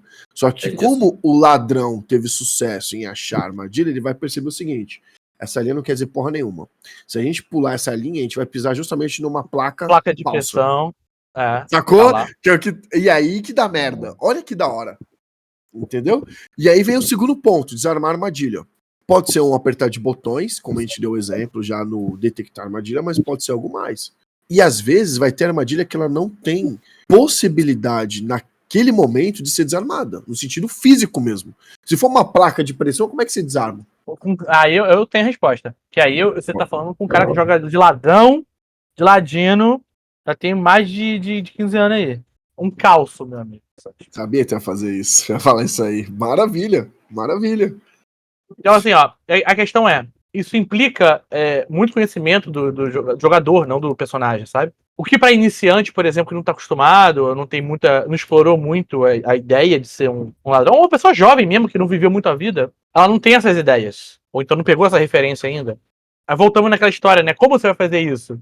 Um jogador iniciante, talvez acanhado, talvez inexperiente, diria, vou jogar minha habilidade, me ajuda aí. Nessa hora também cabe uma sensibilidade do narrador. Se você sabe que esse cara é assim, dá umas ideias. Eu gosto de fazer duas alternativas pra ajudar quando realmente eu não quero ser carrasco, sabe? Tipo, Antes de tem um você desafio, falar, eu mas quero fazer uma pergunta. pode. Vocês necessariamente preparam as armadilhas no mínimo os detalhes, igual a gente está conversando aqui agora. Ela vai ativar assim, vai vir o Tartok rolando, tal. Ou você só define que existirá uma armadilha e ali durante a gameplay você decide? Assim, eu particularmente defino a armadilha antes, previamente. Eu Tá. também. Tá? Porque é uma armadilha. Ela tem que funcionar não só pros personagens, ela tem que funcionar pros jogadores. E também é o momento do mestre ser feliz, sabe? Vou botar um Tartok rolando aqui, Tipo estou assim, fudido. Tá ligado? exatamente. Entendeu? Mas tipo assim, mas Justo. tirando isso, eu faço duas coisas. A principal olha, um corredor longo. Eu acho que uma armadilha assim assado aqui vai ficar legal. Sabe? Então eu preparo a armadilha para aquele corredor, para aquela sala, para aquele momento. Ou, que é uma coisa que eu faço também, eu preparo uma lista de armadilha. Um D4 armadilhas. Que aí eu consigo repetir as armadilhas numa dungeon grande, por exemplo. Então, por exemplo, armadilha básica: fosso, rede que cai do teto, machado que cai do teto e flecha que sai da parede. Sabe? Uma coisa assim. Então, armadilha. Qual armadilha? Não sei, vou jogar aqui. Pá, é assim, pá, beleza. É essa aqui. Essa aqui, no momento, tá aqui. Sabe? Eu faço uma ou outra. Porque às vezes, cara, a armadilha tá ali só como obstáculo. A fim de matar Como ninguém. punição, né? Não é exato. pra punir. Vocês sempre permitem assim que a armadilha tenha um escape por JPD, que nem, por exemplo, eu dei? Sim, eu permito que tenha escape, mas não é 100%. Eu permito que ela tenha escape, às vezes, sem precisar de teste. Por exemplo, o clichê da flecha que sai da parede, se eles detectam que vai ser uma flecha da parede, mano, levanta o escudo e vai. Acabou. Eu tenho Resolveu o problema. Tem uma que é clássica, botar cera de vela no buraco da flecha. Também. E ativa essa porra. Às vezes o cara levanta o escudo, eu vou ativar e tô com o escudo na frente. Se ele tem certeza que é isso, e se for isso mesmo, óbvio, né? Entendeu? Às vezes tem armadilha que ela serve pra dar spoilers. Se o cara cair, vai tomar 1 de dano, ou 1 D2 de dano, só pra dar opa. Se liga. O próprio Aventura, que eu não lembro agora qual, acho que é do Caravana, do outono, última Caravana, uma das armadilhas dá 1 de dano. No Covil dos Ladrões, se eu não me engano. Também nível 1, né? Mas ela funciona pra dar não, sim, perfeito. É 1 de dano tem aí no nível 1 que vai pode ser... é um quarto da vida do mago. Entendeu? Porque, assim, vai ter armadilha que vai matar na hora, vai ter armadilha que vai dar dano alto, vai ter armadilha que vai dar dano baixo, vai ter armadilha que vai quebrar equipamento, vai ter armadilha que vai criar uma barreira de passagem. Então, que vocês não passam mais. Perdeu a oportunidade. Que foi que é a sua aventura, Beto. Exatamente. Eu joguei uma aventura com o Beto semana passada. Eu não quis usar luz, porque eu jogo com personagens de magia e não sei por que eu não quero gastar magia. Porque a gente andou no corredor escuro, a minha clériga pisou, abriu um fosso e ela simplesmente caiu em queda livre.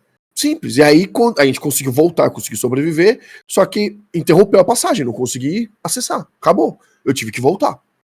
E outro detalhe também é que as consequências dessa armadilha não foram, tipo assim, impunes. Ele tem que fazer teste. Primeiro eu falei assim, pô, Vini, como é que você vai evitar a sua queda, maluco? Porque a partir daqui é morte.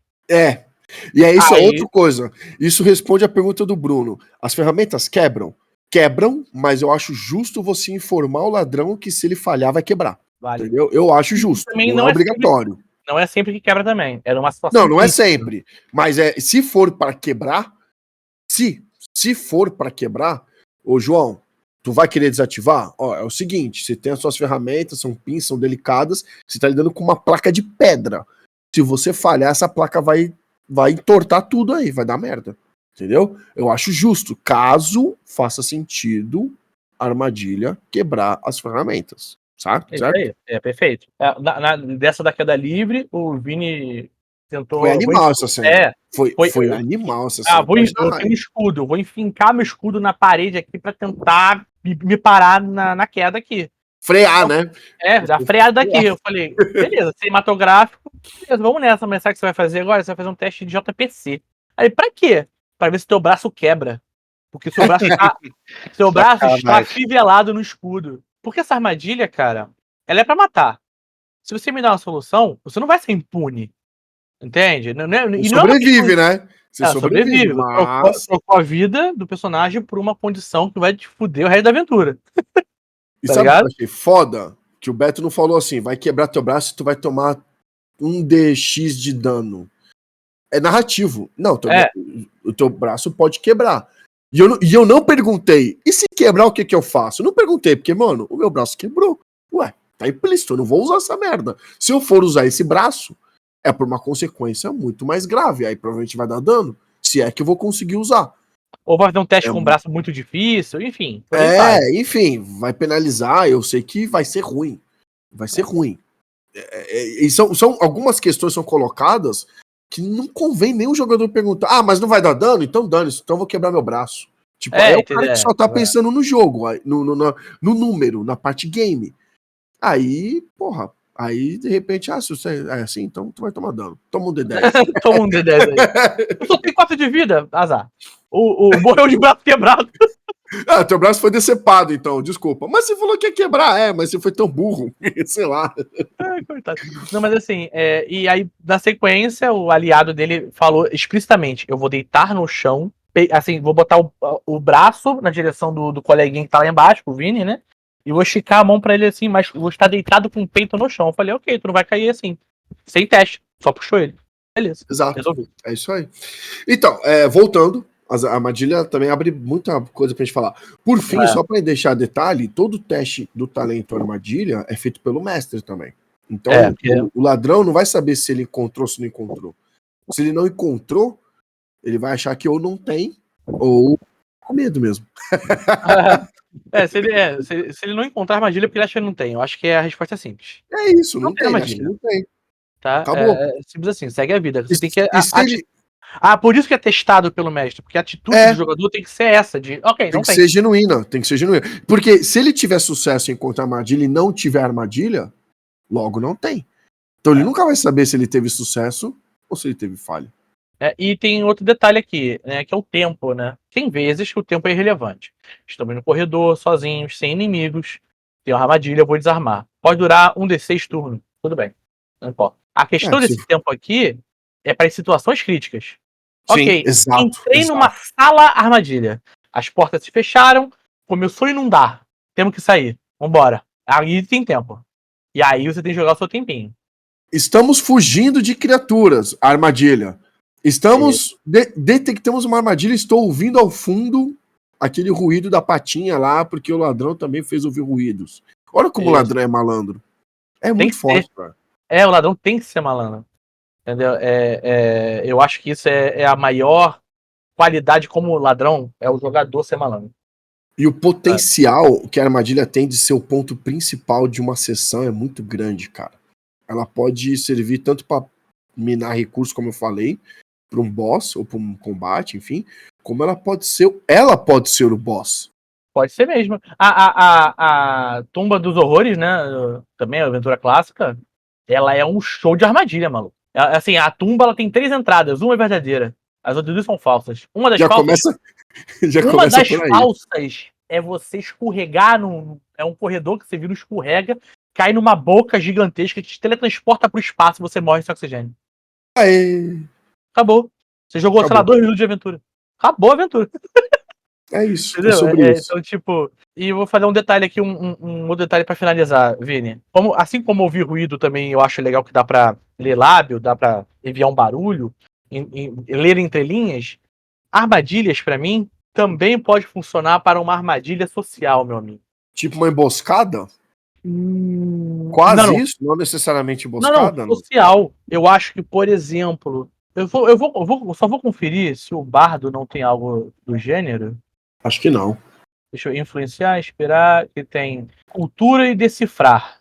É isso, tá? Não tem, mas então serviria, tá? Aqui no armadilhas. Vamos dizer que não tá valendo especialização nenhuma, só tem os 4 aqui. Sim. Uma armadilha social, o que eu quero dizer com armadilha social? Você identificar que você tá numa situação política e você tá sendo enredado socialmente e você vai se fuder se você continuar nesse caminho. Então você podia detectar uma armadilha social. Entende? Entendo. Não Polêmico. assim, eu Não- entendo que isso é legal, assim, se o foco da sua mesa for Não, uma aventura palaciana, social e corte, não sei o que lá, eu diria que é válido. ouso dizer que não concordo. Mas válido é. E outra coisa também que eu acho legal na armadilha, não só em desarmar armadilhas, como você também poderia ativar armadilhas ao seu favor. Puta, eu acho isso do caralho. Eu concordo isso. Total. Você já entende o mecanismo, Isso. você coloca contra as Contra pessoas que fizeram essa parada aí. De alguma forma. Vamos supor que você detectou a armadilha da flecha. Você tem a opção de desarmar. Você conseguiu desarmar. Mas você fala pro mestre assim, mestre, na verdade eu não quero desarmar. Na verdade eu quero interromper a atividade dela por enquanto. Eu quero passar por ela, só. Tá bom, beleza. Neutralizar ela e depois ela Neutralizar volta a ser acionada, vai. E depois ela volta a ser acionável, ou então você desarma ela, pode desarmar, e aí você rearma do outro lado. Outra condição, você está sendo perseguido por um monstro. Você volta por esse corredor, passa pela armadilha que você já sabe, quando o monstro vier, você faz um teste para ativar a armadilha para cair no monstro. É isso aí. Entendeu? Então eu acho que dá para extrapolar até para criar armadilha. Aí é um extrapolamento também. Eu acho legal. Eu acho que você pode sim criar armadilha. Um talento de armadilha, vai. Por que não? Se você sabe desarmar uma, você sabe montar outra. Tá? Eu acho que você tem que usar as ferramentas que você está ao seu dispor. Ou, de repente, pegar uma armadilha que seja móvel. Famosa uma armadilha de urso. Sim. Encontrei a armadilha de urso. Desarmei. Bota na mochila. Você pode usar ela em outro lugar. Tá valendo pra mim. Tá valendo. E aí a gente tem mais 3 talentos que eu acho que não tem muitas dúvidas, cara. O arrombar vem em seguida.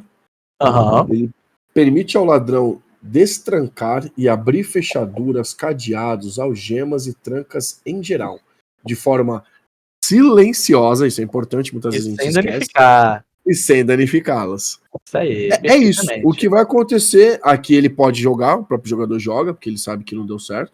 Se ele falhar, ele só pode tentar de novo aquela tranca quando ele passar de nível. E o que o que vai tensionar aqui é o tempo, basicamente. Lógico, além da falha em si. Mas é o tempo. Né? Não, perfeito. Mas eu acho legal ela também, uma outra opção. Aconteceu isso numa aventura que a Manu tava narrando pra gente lá que ela fez lá, que era pra ser uma shot que virou uma tri-shot. Né? Mas assim, a questão é, numa situação, o ladino em questão ouviu atrás da porta e ele ouviu o som de alguém no banheiro. A gente achou um banheiro na dungeon, no esconderijo dos ladrões. Não era na dungeon, no esconderijo. Tinha um banheiro. Aí eu virei pro ladrão e falei assim, amigo, o que você acha de, em vez de você arrombar essa porta, que você não vai precisar fazer isso, você vai trancar esse cara aí dentro? Perfeito. Pode, claro que sim. Entendeu? E aí a mestra achou ótima ideia, falou, pô, excelente ideia, faz o teste aí. E fez o teste, deu certo, trancamos um cara. Aí o que ia acontecer no planejamento? Imagino também, que ela não revelou o planejamento, mas se estourasse um combate, ele sairia de surpresa ali, mais um combatente, sabe? Então a gente eliminou um cara do combate, possivelmente o combate, sem combater, entendeu? Agora, Se fosse o cara que vocês tinham que resgatar, não sei se era essa missão, tô zoando agora. É. Aí vocês fuderam o cara. Aí vocês fuderam o cara. Aí deu Não, merda. no fim das contas, ele era um bandido que a gente até usou ele pra levar como prova depois, que ele foi um sobrevivente. Entendeu? Mas assim, é aquilo. Eu acho muito legal essa ideia de, se plausível, inverter a função do talento Sim. pra ele fazer queria inverter a magia, luz e escuridão. Mas faz todo Arrombar sentido, e trancar. Que é legal. Faz todo sentido. Você também pode fazer coisas mais interessantes, como um exemplo aqui esdrúxulo, semi-esdrúxulo. Você conseguiu entrar no quarto do mago e você viu o grimório dele ali, e o grimório dele tem um cadeado. Pode chegar ali na furtividade e, tipo, travar aquele cadeado e ele não estuda mais magia. Tá vendo? Essas coisas assim, sabe? Tudo que tem cadeado, tem fechadura, que tem abertura aí pra você abrir, eu acho que você também tem como fechar, dependendo do que tem como fechar. Eu acho que sim. Eu também acho que sim, faz sentido. Beleza. Por mim é isso. Eu acho que é isso. Aí temos escalar. Escalar também não tem muito segredo, até onde eu entendo. O jogador que faz o teste, você pode escalar qualquer superfície vertical ou inclinada, independente se está com lodo, molhada, se não. Cara, é quase Homem-Aranha aqui a parada. Inclusive, escalar superfície com ângulo maior do que 90 graus, ou seja, até com ângulo invertido, até, tá ligado? Tipo, é muito parkour alpinista. Sim. Muito escalador. Que nem aqueles caras que fazem aquelas escaladas sem equipamento, tá ligado? Sim. Que dá um nervoso de caralho dessa porra. Aqui, o que eu acho que dá pra tensionar é, se o ladrão tiver equipamentos a mais, dá pra aumentar o nível da habilidade em 1. Eu aumentaria, entendeu? Facilitava. Cara, mas eu acho que depende do estilo do ladrão, sabe? Eu acho que um ladrão gatuno, que invade o lugar pra roubar e tal, ele usa escalar mais do que, sei lá, um punga. Não sei, mas eu digo, o cara tem aquele gancho preso na corda, a bota dele tem umas farpas, tá ligado? Esses bagulho. Justificando, meu amigo, tudo bem. Em vez de fazer isso, você faz um teste fácil, sei lá. Ou nem pede teste, ou então quando em vez de sofrer queda, diminui o dano de queda ainda mais. Dá pra brincar dessa maneira de escalar. E lembrando que também o escalar, ele tá dizendo aqui na regra, inclusive, que também pode ser usado para andar sobre corda bamba ou superfície estreita, numa moreta, por exemplo. Então ele também é um equilíbrio. Sim, você pode até falar sobre acrobacias em lugares altos. Sim. Porque é isso, né? Andar sobre os telhados, por exemplo. Uma que eu gosto muito, por exemplo, de usar isso daí é luta de navio. Puta, total. Muito Piratas do Caribe. Piratas do Caribe mesmo, é isso mesmo, sabe? Luta de navio. Se quiser fazer alguma coisa mais esdrúxulo, você vai ter que jogar um testezinho de escalar aí pra manter o equilíbrio. Se estiver em alto mar e tempestade. Sabe? Pois é. Entendeu? Manter o equipamento pra não cair do navio. Essas coisas assim eu acho bacana. Obviamente, você não vai precisar 100% usar isso toda hora. Mas é que assim, existe, por exemplo, no Piratas do Caribe, tem os piratas e tem os da marinha lá. E tem os caribes. E tem o doce no meio. Ai, que ridículo. Não, brincadeira. Foi ótimo. Mas tem os piratas. Os piratas não, os marinheiros da Inglaterra lá. Os oficiais, os oficiais.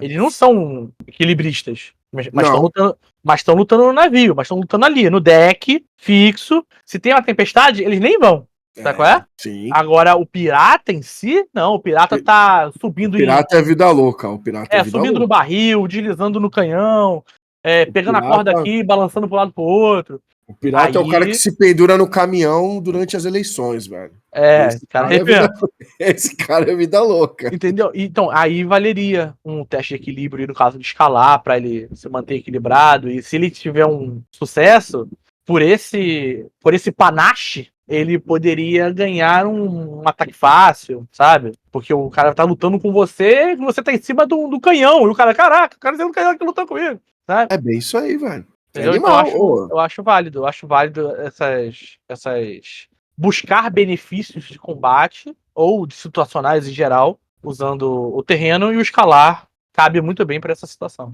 Pois é, velho. Dá até pra você se livrar de uma armadilha usando escalar. Olha aí. Possível. É possível. Se a sua clériga tivesse escalar, ela poderia escalar sozinha o buraco. Se a minha clériga fosse uma ladina, é isso. Multiclasse, próximo episódio, multiclasse.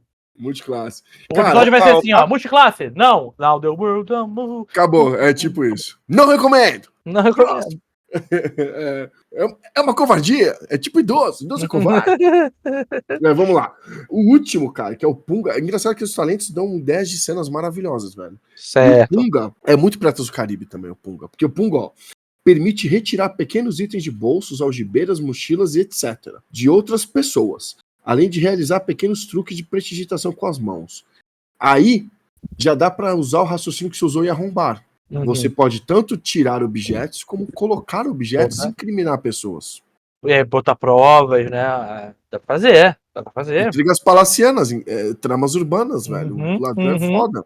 Tem um risco, tem regra de risco, de acordo com o nível. Quanto maior o nível do seu alvo, mais esperto ele é mais vivido. Então ele vai ser mais precavido e vai ser mais difícil você ludibriar ele. Mas você pode, por exemplo, o clichê também de fazer aquela brincadeira de copo, né? Aquela aposta que você põe uma pedra dentro de um copo e tem 3 copos, faz aquela brincadeirinha pra ganhar dinheiro. É lógico, eu tô sendo o clichê do clichê. Piratas do Caribe 1, o filme, o Jack Sparrow, ele pega as moedas lá no baú e devolve uma a uma e usa Punga pra ficar com uma moeda e com isso ele rouba o tesouro amaldiçoado e fica imortal durante um tempo. É isso aí. No final do primeiro filme. Eu diria mais, eu diria que você poderia, por exemplo, fazer coisas bem, assim, eu consideraria objetos pequenos, tá? O que pode, inclusive, dar a seguinte cena, que eu já vi acontecer e eu acho legal e eu acho plausível. O ladino furtivo se aproxima, tá, do seu alvo. O alvo, ele tem uma adaga na cintura. O ladino consegue, ó, puxar Sim. a adaga pra ele. Sim. Tá ligado? E aí, a partir daí, ele... quero agarrar ele e ameaçar ele com a adaga no pescoço e interrogar ele, vai por aí vai. Cara, sabe? Objetos pequenos, eu acho legal a Punga, se for acessível, né? A Punga ser uma ferramenta para você desarmar o adversário, ou então até trocar um objeto por outro. Tipo assim, deixa o cinto aberto, a fivela do cinto meio que aberto, a fivela da mochila. Zorro. É o Zorro. O cardaço da bota desamarrado pro cara tropeçar. Os bagulho assim. Dá pra fazer muito fácil isso, velho. Como ele fala aqui também, ó, gibeira, mochila, né? Então, qualquer compartimento serviria, entende? Aquele clichê de você, por exemplo, você flerta com um personagem e prende a mão dele, tá ligado? Sei lá, um pedaço de pau, numa grade, pra deixar ele lá como isca. Você você ludibria ele, sem ele perceber, tu vai e amarra o cara em um É prestidigitação, né? Esses truques e tal. Sem ele perceber, velho. Eu acho legal, por exemplo, realmente você enganar a pessoa, amarrar ela num canto. O Zorro fazia muito isso, eu lembro do Zorro. Demais. Fazia demais essas coisas. Dá pra fazer uma parada da hora, velho. Cortar o cinto, sei lá. Ele não matava, né? E é o talento que, pelo menos na minha pouca experiência de D20, que eu menos vejo ser usado, velho. Eu acho que o pessoal pensa muito na questão de roubar, né? Vou roubar aqui. Porque é combate, e a galera usa muito combate, né? Normalmente a tensão do jogo, né, de uma sessão fica no combate. Dificilmente você consegue usar prestidigitação no combate. O alvo tem um colar. Então eu vou enforcar sem ele perceber. Não tem como. Voltando lá no início, aquela história de jogar areia no olho da pessoa. Também é punga. É punga. Você pega um jogo, faz um teste de punga, jogou areia, funcionou? Pá, areia na cara, furtividade agora. O famoso. Olha aquilo ali! Quase isso. Não é exatamente. Dá essa enganadinha aí, né? No cidadão. Entendeu? Então. É isso, cara. Eu acho que, apesar de Punga ter realmente essa. Pouca valorização. Né? Pouca valorização, perfeito. Tá? Assim, no resumo de tudo, a tua imaginação define pra que serve as coisas. Ladrão é muito versátil, velho.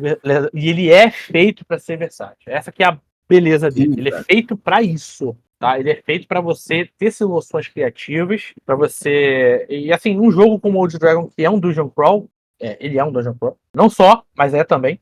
E agora também o Hex Crawl também, né? Ele tem a questão dos erros e tal. Todas essas habilidades de ladrões são fundamentais, cara. Você consegue fazer toda uma dungeon sem ladrão? Consegue. Se tiver 2, então melhor ainda. Lembrei de outra cena clássica. Lá, Indiana Jones. Indiana Jones, ele é um ladrão. Tá? Era isso que eu tava de lembrar, de trocar o peso por outro. Exatamente. Era isso que eu ia falar. Você usou, seu cretino, na sua aventura. Você chega num tesouro lá que tá num pedestal E aquilo ali é uma armadilha. Se você tirar aquele tesouro, vai ativar alguma coisa, vai dar ruim. Então você troca o tesouro por uma pedra, por um vaso, por uma jarra, por qualquer merda. Isso é punga. Isso é punga. Na minha opinião. Ah, mas outro Pode, poderia pode. fazer? Poderia. Você pode fazer um teste de destreza muito difícil. Você pode fazer chance de um em um D6. Se for um teste de atributo, pode ser em várias etapas. O cara tem que fazer o teste de atributo de pegar e um teste de atributo de colocar o outro item. Pode ser? Pode ser também. Mas o fato é que se você... Outros jogadores podem fazer? Pode. Mas a ideia tem que ser mais difícil do que o ladrão usar o talento dele. Concordo. Entende? Então Porque você o quebra em ladrão várias... faz maravilhoso. Então você quebra em várias etapas, você faz com que o teste fique realmente muito difícil de ser realizado, de ter êxito, você faz com que a consequência da falha seja maior. Eu diria Quando você também é ladrão. que é uma coisa que vem lá do Call of Cthulhu. Eu diria que até o sucesso não é tão benéfico quanto seria o sucesso do ladrão. Também. Sabe? O exemplo disso, vou trocar o ídolo aqui, pela pedra. Você conseguiu, mas aí, sei lá, deu uma vibração. A pedra pode cair, a pedra fica na iminência de cair, ou vai cair, e aí você tem que fazer um outro teste para evitar que ela caia. Ou então deu uma vibração, alertou os inimigos de outra sala. Também. Entende? Então, E foi aquele momento que ela foi para ser ativada e não foi, tá ligado? Aí iniciou a ativação e parou. Então, realmente, é isso. Você tem que tensionar de algum jeito para que gere benefício pro ladrão, senão o ladrão deixa de existir. Simples assim. É isso aí. Eu acho que a gente tem um piloto que demorou muito mais do que eu imaginei. Pô, demorou bastante. Demorou o quê? 2 horas? Praticamente, velho. Eu vou jogar o bruto lá no grupo e depois, se alguém quiser editar, edita. Senão eu coloco lá no blogzinho do Medium, lá no Narrativas Imersivas de RPG também. Tá bom. Mas é Beleza. isso. É isso, gente. Obrigado, Então, muito obrigado aí pra todo mundo aí que foi aí com a gente. E obrigado a você que vai estar ouvindo isso aí depois também. A gente não, mas o Vini vai estar fazendo isso aqui com frequência, né, Vini? Aqui. Eu tava querendo fazer o quinzenal na segunda-feira. Acho que dá. Semanal fica muito pesado, mas acho que quinzenal fica bom. Mas assim, as pessoas são convidadas a participar? Como é que funciona? Sim. A ideia é chamar pessoas aleatórias. Além da gente. Pessoas do bem, né? Não é pra atacar os arados. Mas é isso. Porque um coletivo colaborativo. Por isso que não deixaram eu participar muito, né? Que mentiroso, safado. Porque você toca os aralhos, é isso aí. Você é o cara do mal. Você criou o Tartok. Muitas pessoas vão concordar que você é um cara do caos. Amém. Todo mundo gosta deles. Eu gostei dele, mas eu sou o narrador. Então... Chama os combeiro. Chama os combeiro. Pode dar muito errado, como pode dar muito certo. Bom, se o assunto for combos, chame os combeiros, por que não? Por que não?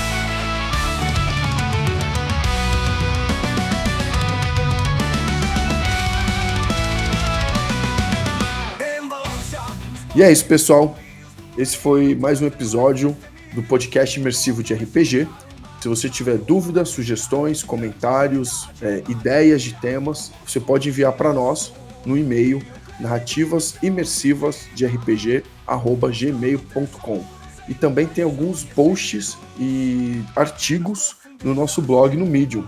Basta entrar no medium.com e procurar por nós, Narrativas Imersivas de RPG. Até a próxima! Uma noite fria, mas com coragem e fé. Segue sua missão, pois a fama e a glória são sua inspiração.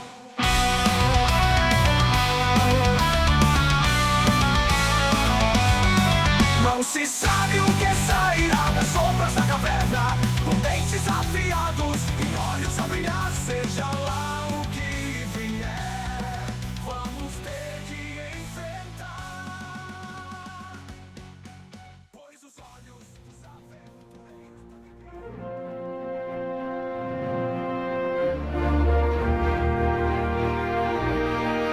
É assim que